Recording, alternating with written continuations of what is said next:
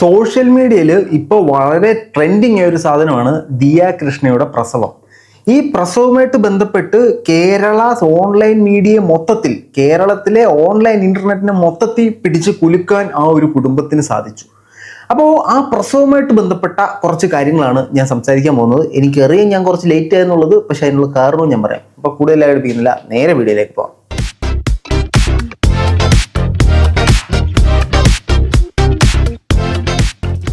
എല്ലാ പ്രിയ സുഹൃത്തുക്കൾക്കും പുതിയൊരു വീഡിയോയിലേക്ക് സ്വാഗതം. അതായത് ഒരു സോഷ്യൽ മീഡിയ ഇൻഫ്ലുവൻസറിന് അല്ലെങ്കിൽ സോഷ്യൽ മീഡിയയിൽ വളരെ ആക്റ്റീവായി നിൽക്കുന്ന ഒരു കുടുംബത്തിന്, പ്രത്യേകിച്ചും ഫാമിലി വ്ലോഗ് ചെയ്യുന്നവർക്ക്, അവരുടെ ഡെലിവറി എന്ന് പറയുന്നത് അവരുടെ ചാകരയാണ്.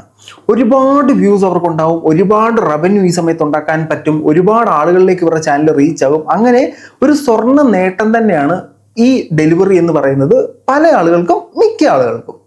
അപ്പോൾ ഇന്ന് ഞാൻ ചെയ്യാൻ പോകുന്നത് ഇതുവരെ നമ്മൾ ചെയ്തിട്ടുള്ളത് പോലെ ഒരു വീഡിയോ എടുത്ത് വെച്ചിട്ട് അതിനെ റിയാക്ട് ചെയ്യുന്ന പറയുന്നൊരു പ്രസ്ഥാനമല്ല. അതിന് പകരമായിട്ട് ഈ ദിയ കൃഷ്ണയുടെ ഡെലിവറിയായിട്ട് ബന്ധപ്പെട്ട് എനിക്ക് തോന്നിയ കുറച്ച് കാര്യങ്ങൾ. അതായത് ഇവരുടെ ഈ ഡെലിവറിയായിട്ട് ബന്ധപ്പെട്ട് ഒരുപാട് ആളുകൾ പോസിറ്റീവായിട്ടും റെസ്പോണ്ട് ചെയ്തു, ഒരുപാട് ആളുകൾ നെഗറ്റീവായിട്ടും റെസ്പോണ്ട് ചെയ്തു. പോസിറ്റീവായിട്ട് റെസ്പോണ്ട് ചെയ്ത ആളുകളെല്ലാം ദിയ കൃഷ്ണയുടെ കമന്റിന്റെ താഴെ വളരെ പോസിറ്റീവായിട്ട് റെസ്പോണ്ട് ചെയ്തു. ഈ സാധനം പല വാർത്താ ചാനലുകളിലും വാർത്തയായിട്ട് വന്നപ്പോൾ ഒരുപാട് ആളുകൾ അതിന്റെ താഴെ നെഗറ്റീവായിട്ട് റെസ്പോണ്ട് ചെയ്തു. സ്വാഭാവികമായിട്ടും ദിയ കൃഷ്ണയെ ഫോളോ ചെയ്തിരിക്കുന്നതിൽ കൂടുതൽ ആളുകളും അവരെ ഇഷ്ടപ്പെടുന്ന ആളുകളായിരിക്കും, അവർക്കത് നല്ലതായിട്ട് തോന്നത്തുള്ളൂ. ദിയ കൃഷ്ണയെ ഫോളോ ചെയ്യാത്ത ആളുകളാണ് ഇവിടെ വന്നിരുന്ന് കമന്റ് ഇടുന്നത്, അല്ലെങ്കിൽ ദിയ കൃഷ്ണയോട് ഇഷ്ടമില്ലാത്ത ആളുകൾ, രണ്ട് തരത്തിലുള്ള ആളുകളുണ്ട്. അപ്പൊ നമ്മൾ ഇവിടെ സംസാരിക്കാൻ പോകുന്നത് എന്താണ് ഇതിലെ നെഗറ്റീവ്, എന്താണ് ഇതിലെ പോസിറ്റീവ്, എന്തുകൊണ്ടാണ് ഇത് ഇവരിങ്ങനെ സോഷ്യൽ മീഡിയയിലേക്ക് കൊണ്ടുവന്നുള്ള കാര്യമാണ്. അതിനപ്പുറം എൻ്റെ പൊന്നടാവെ, ഈ വീഡിയോ ഞാനിതിപ്പോൾ 4ാമത്തെ തവണ എടുക്കുന്നത്. ദിയ കൃഷ്ണൻ എന്തോ കൂളോത്ര സെറ്റപ്പ് എനിക്കിട്ട് ചെയ്തിട്ടുണ്ട്. അതായത് ആദ്യത്തെ തവണ ഞാൻ എടുത്തു ഫോണിൽ നിന്ന് കറക്റ്റായി പോയി, 2ാമത്തെ തവണ ഞാൻ എടുത്തു ഇത് ലാപ്ടോപ്പിലോട്ട് ഇട്ടു, ഇവിടുന്ന് കട്ട് ചെയ്ത് പേസ്റ്റ് ചെയ്ത്, അവിടെ പേസ്റ്റ് ആയില്ല, പക്ഷെ ഇവിടുന്ന് പോവുകയും ചെയ്ത്. 3ാമത്തെ തവണ ഞാൻ എടുത്ത് ഇതിന് സൗണ്ട് വന്നില്ല. ഇത് 4ാമത്തെ തവണ ഉള്ള എടുപ്പാണ്. ഈ തവണ നിങ്ങൾ കാണുന്നുണ്ടെങ്കിൽ ഇത് അത്ര കഷ്ടപ്പെട്ടെടുത്ത സാധനമാണ്, പക്ഷെ ഇത് വലിയൊരു തേങ്ങയില്ല. അപ്പൊ നമുക്ക് വീഡിയോയിലേക്ക് കിടക്കാം. സബ്സ്ക്രൈബ് ചെയ്യാത്തവരൊന്ന് സബ്സ്ക്രൈബ് ചെയ്ത് വെച്ചേക്കണേ. സംഭവം എന്ന് പറഞ്ഞാൽ ഈ ഒരു വീഡിയോ വന്നപ്പോഴത്തേനും എല്ലാ കാര്യത്തിനും രണ്ടു വശത്തിൽ ചിന്തിക്കുന്ന ആളുകളുണ്ട്. ചില ആളുകൾക്ക് ഇത് നെഗറ്റീവായിട്ട് തോന്നി, ചില ആളുകൾക്ക് പോസിറ്റീവായിട്ട് തോന്നി. അപ്പം നെഗറ്റീവായിട്ടാണോ പോസിറ്റീവായിട്ടാണോ നിങ്ങൾക്ക് തോന്നിയതെന്ന് ഞാൻ പറയുന്ന കാര്യങ്ങൾ കേട്ടതിന് ശേഷം നിങ്ങൾ ഒന്ന് കമൻറ്റ് ചെയ്യുക. അപ്പം നിങ്ങൾ ഇതിൽ ഏത് പക്ഷത്താണ് എന്ന് നമുക്കൊന്ന് അറിയാൻ പറ്റും. ആദ്യം നമുക്ക് സ്വാഭാവികമായിട്ടും നെഗറ്റീവ് പബ്ലിസിറ്റി ആണല്ലോ വലിയ റീച്ച് ഉണ്ടാക്കുന്ന സാധനങ്ങൾ. നെഗറ്റീവിനാണ് എവിടെയും ഒരു ഹൈലൈറ്റ് ഉണ്ടാകുക. അതുകൊണ്ട് നമുക്ക് നെഗറ്റീവ് പോയിന്റ്സ് തന്നെ തുടങ്ങാം. ഈ ദിയ കൃഷ്ണയുടെ ഡെലിവറി എന്ന് പറഞ്ഞാൽ കുറച്ച് നാളുകൾ കൊണ്ട് ഇവർ ഭയങ്കര ഹൈപ്പ് കൊടുക്കുന്നുണ്ട്. ഈ പ്രഗ്നൻസിയുടെ ഓരോ ഘട്ടങ്ങളും ജനങ്ങളെ കാണിക്കുന്നുണ്ട്, അവരുടെ ഓഡിയൻസിനെ കാണിക്കുന്നുണ്ട്. ഇതിന്റെ പിന്നിൽ ഇവർക്ക് 2 ശാസ്ത്രങ്ങളുണ്ട്. ആ 2 ശാസ്ത്രങ്ങളിലേക്ക് നമുക്ക് വരാം. അപ്പോൾ ഇവരുടെ ഈ ഡെലിവറി എന്ന് പറഞ്ഞാൽ ഒരു സ്യൂട്ട് റൂമിലായിരുന്നു ഈ ഡെലിവറി നടന്നിരുന്നത്. അതോടൊപ്പം ഇവരുടെ കുടുംബാംഗങ്ങൾ ഒന്നടങ്കം ആ റൂമിലുണ്ട്. അച്ഛൻ, അമ്മ, അമ്മായിയമ്മ, അമ്മായിയച്ഛൻ, സഹോദരങ്ങൾ എല്ലാവരും ആ റൂമിനകത്തുണ്ട്. കുറേ ഡോക്ടർമാരും അതോടൊപ്പം കുറേ നേഴ്സുമാരും ഇവരെ പരിചരിക്കാനുള്ള ആളുകളും എല്ലാം ഉണ്ട്. കുറച്ചും കൂടെ വ്യക്തമായി പറഞ്ഞാൽ ഒരു പൂരപ്പറമ്പിൽ എന്തോ ഒരാളുണ്ടാവുമോ അത്രയും ആളുകൾ ദിയയുടെ ഡെലിവറി ടൈമിൽ ആ ഒരു റൂമിനകത്തുണ്ടായിരുന്നു.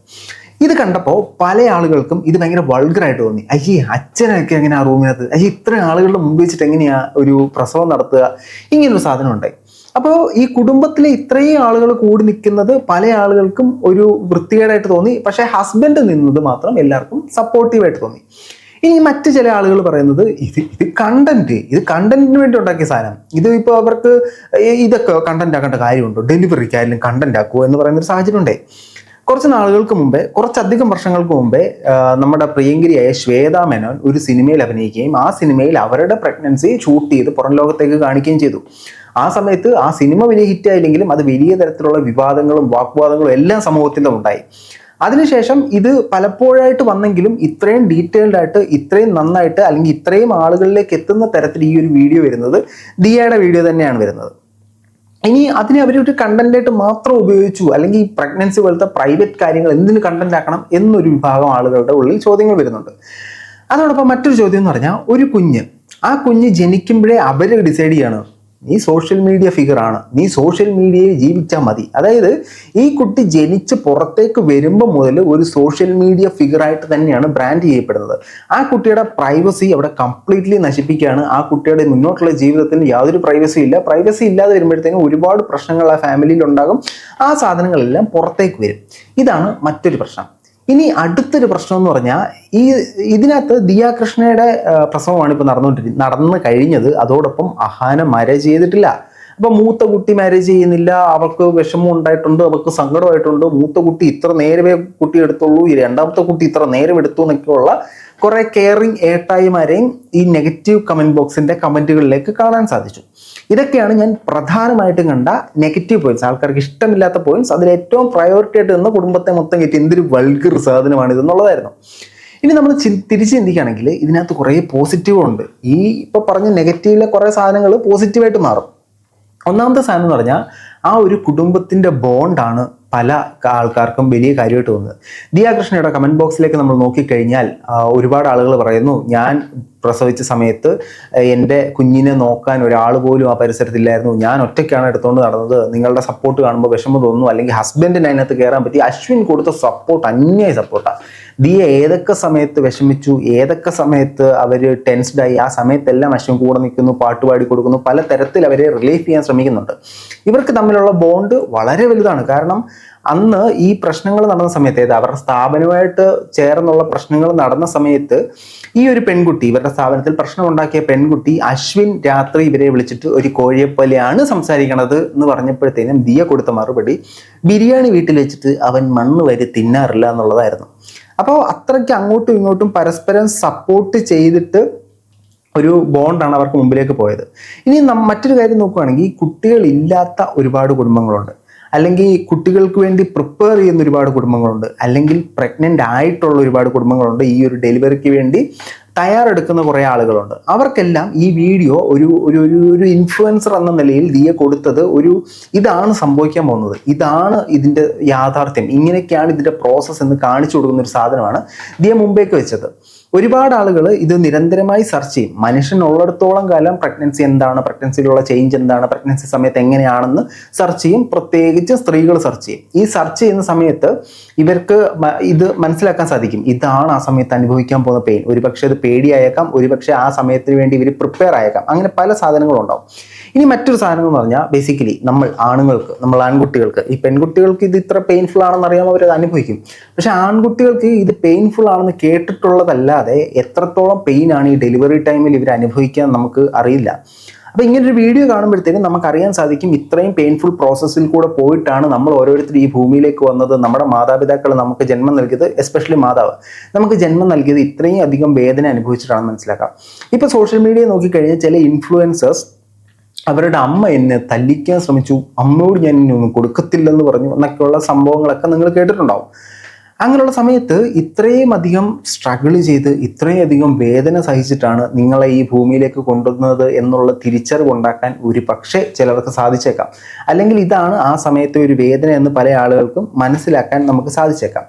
ദിയ ഈ സമയത്ത് നേരിട്ടൊരു മാനസികാവസ്ഥ എന്ന് പറയുന്നത്, അവരുടെ സ്ഥാപനത്തിൽ നിന്നും 69 ലക്ഷത്തോളം മോഷണം പോന്നു, താൻ കൂടെ വിശ്വസിച്ച് നിന്ന 3 ആളുകൾ അവരെ ചതിക്കുന്നു, പല തരത്തിലുള്ള ഫേക്ക് അലിഗേഷൻസ് വരുന്നു, നിയമ പോരാട്ടങ്ങൾ നടത്തേണ്ടി വരുന്നു, അതേസമയത്ത് പ്രഗ്നൻസിയുടെ സ്ട്രഗിള്, കുട്ടിക്ക് കൊടുക്കേണ്ട കെയർ, അങ്ങനെ പല തരത്തിലുള്ള മാനസികാവസ്ഥയിലൂടെയാണ് ദിയ കടന്നുപോയത്.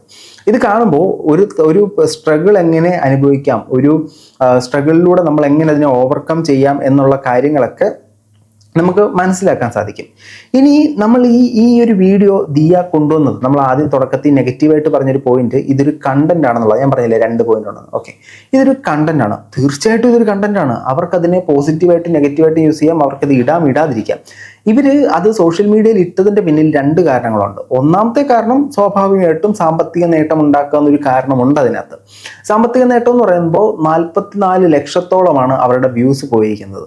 അപ്പോൾ അവർക്ക് അതിൽ നിന്ന് കിട്ടിയ വരുമാനം എന്ന് പറഞ്ഞു കഴിഞ്ഞാൽ എത്രയാണെന്ന് നിങ്ങൾക്ക് ചിന്തിക്കാവുന്നതിനപ്പുറമാണ്. സോഷ്യൽ മീഡിയയിൽ നിൽക്കുന്ന യൂട്യൂബറായ ഒരാൾക്ക് അത് ഏറെക്കുറെ കാൽക്കുലേറ്റ് ചെയ്തെടുക്കാൻ പറ്റും. അപ്പോൾ അവർക്ക് അതിൽ നിന്ന് കിട്ടിയ വരുമാനം അത്രയും വലുതാണ്.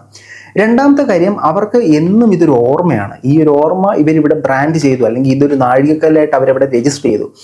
വർഷങ്ങൾക്ക് ശേഷം, ഒരു 15-20 വർഷത്തിന് ശേഷം ഇവർക്ക് നോക്കിയാലും, ഇവരുടെ ചാനൽ അവിടെ ഉണ്ടെങ്കിൽ ഇവർക്ക് ഇത് വീണ്ടും കാണാൻ സാധിക്കും. ഇവരുടെ കൊച്ചിന് ഞാൻ ഇങ്ങനെയാണ് വന്നതെന്നുള്ള രീതിയിൽ, അല്ലെങ്കിൽ അമ്മ ഇതൊക്കെയാണ് അനുഭവിച്ചതെന്നുള്ള രീതിയിൽ മനസ്സിലാക്കാൻ സാധിക്കും.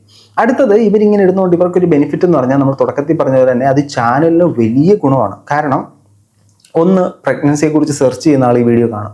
വീണ്ടും വീണ്ടും അപ്പോൾ ഇവരുടെ നെക്സ്റ്റ് അപ്ഡേറ്റുകൾ കണ്ടുകൊണ്ടിരിക്കും. അടുത്തത് പ്രഗ്നൻ്റ് ആകാൻ ആഗ്രഹിക്കുന്ന ആളുകൾക്ക് ഇത്തരത്തിലുള്ള ഒരു ഇമോഷണൽ പിടുത്തം ഉണ്ടാവും. ഇതാണ് പ്രഗ്നൻസി, ഇങ്ങനെയാണ് അതെന്നുള്ള ഒരു സാധനത്താൽ അവർ തുടർന്ന് കാണാനുള്ള സാധ്യത ഉണ്ട്. അടുത്തത് ഒരു ഡെലിവറിക്ക് തയ്യാറെടുക്കുന്നവർ ഇത് കാണാനുള്ള സാധ്യത ഉണ്ട്. അടുത്തത് ഒരു ഡെലിവറി കഴിഞ്ഞ് പല സ്ട്രഗിളിലൂടെ പോയവർ ഇത് കാണാനുള്ള സാധ്യത ഉണ്ട്.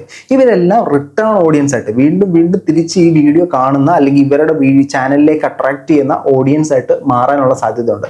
സബ്സ്ക്രൈബേഴ്സ് കൂടും, വരുന്ന റവന്യൂ കൂടും, വ്യൂസ് കൂടും, സാമ്പത്തിക ഭദ്രത ഉണ്ടാകും. അങ്ങനെ പല ഗുണങ്ങളും ഈ ഒരു സാധനത്തിൽ നിന്ന് ഇവർക്കുണ്ട്. ഇതിനെ ബേസിക്കലി നമുക്ക് രണ്ട് തരത്തിലും കാണാം. ഇതൊരു സാമ്പത്തികമായിട്ട് നേട്ടം ഉണ്ടാക്കാനായിട്ട് മാത്രം ചെയ്ത്, അല്ലെങ്കിൽ ഇത് വൾഗറായിട്ടൊരു സാധനം എന്ന രീതിയിൽ കാണാം. അല്ലെങ്കിൽ ആ കുടുംബത്തിൻ്റെ ഒരു സപ്പോർട്ട്, ഒരു പ്രശ്നം വരുമ്പോൾ എല്ലാം ഒറ്റക്കെട്ടായിട്ട് നിൽക്കുന്ന ഒരു സാധനം നമുക്ക് കാണാം. ഇന്ന് പല കുടുംബങ്ങളിലും ഒരു പ്രശ്നം ഉണ്ടാകുന്ന ഉടനെ ഹസ്ബൻഡായാലും വൈഫായാലും അഡ്ജസ്റ്റ് ചെയ്യാൻ പറ്റില്ല, മാതാപിതാക്കളുമായിട്ട് അഡ്ജസ്റ്റ് ചെയ്യാൻ പറ്റത്തില്ല. ഇങ്ങനെ പല പ്രശ്നങ്ങളുണ്ട്. അങ്ങനെ നിൽക്കുന്ന ആളുകൾക്കിടയിൽ ഈ കുടുംബം കാണിച്ചു തന്ന മാതൃക വളരെ വലുതാണ്.